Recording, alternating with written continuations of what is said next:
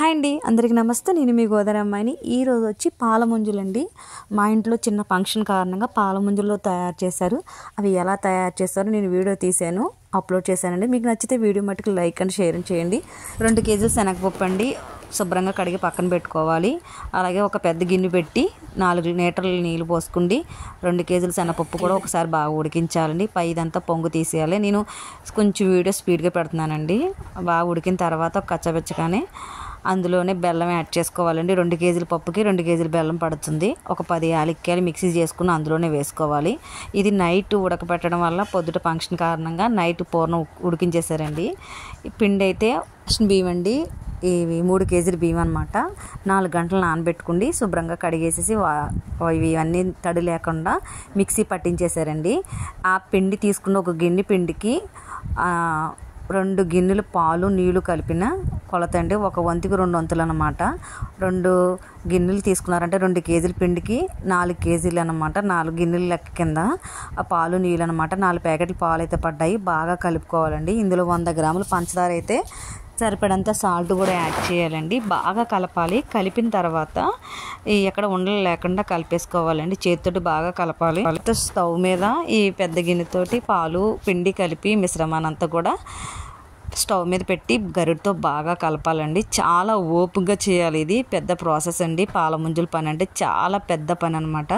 ఇది బాగా నేనైతే వీడియో బాగా కొంచెం కట్ చేసి పెట్టానండి, ఎందుకంటే చాలా టైం పడ్డది దీనికి.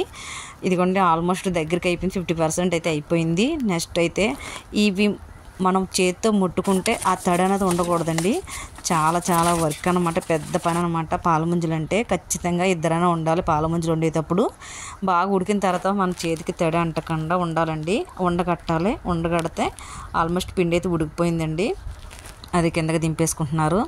చాలా పెద్ద పని అండి. చాలా టేస్ట్గా చేశారు. చాలా బాగున్నాయి. చూసారా, ఇలా చేతికి తడి అంటుకోకుండా ఉంటే ఆల్మోస్ట్ అయితే అయిపోయింది. నెక్స్ట్ ఏమో పూర్ణాలు చేసుకుంటున్నారండి. బూరుల్లోకి ఎలా చేసుకుంటామో అలాగే పాల ముంజలు పూర్ణాలు చేసేస్తున్నారు. మనం ఎంతైతే తీసుకుంటామో దానికి అదే ముద్ద తీసుకుంటండి. చూసారా, అలా పెట్టుకుంటే వాళ్ళు ఎలా ఊతుతున్నారో చూడండి. చేతికి ఆయిల్ రాసుకుండి ఆ ఉక్కించిన పిండిని తీసుకుండి అప్పంలా చేసుకుంటే అందులో బొబ్బట్లా వేస్తున్నారు. అది ఒక ఉండలా చేసేస్తున్నారు. చూసారా, అంతేనండి. చాలా ఈజీ అండి. కానీ అలా చేసిన వెంటనే అవి ఎక్కువసేపు ఉంచకూడదండి. 1 కేజీ ఆయిల్ కానీ 2 కేజీల ఆయిల్ కానీ పోసి గిన్నెలోనే వెంటనే ఒక 4-5 వేసుకుంటే వేయించేసి పక్కన పెట్టుకోవాలి. లేకపోతే అవి విడిపోతాయండి. కనీసం ఇద్దరన్నా ఉండాలి పాల ముంజలు తయారు చేయడానికండి. ఇక్కడ చూసారా ఎలా చేస్తున్నారో.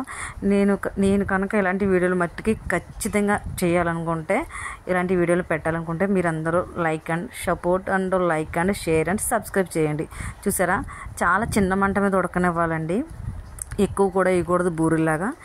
చాలా పెద్ద ప్రాసెస్ అనమాట. చాలా టేస్ట్గా ఉన్నాయి. చూసారా ఎలా వేస్తున్నారో. ఒక 4-5 అంతేనండి. ఎక్కువ వేస్తే ఎక్కువ టైం పడుతుంది.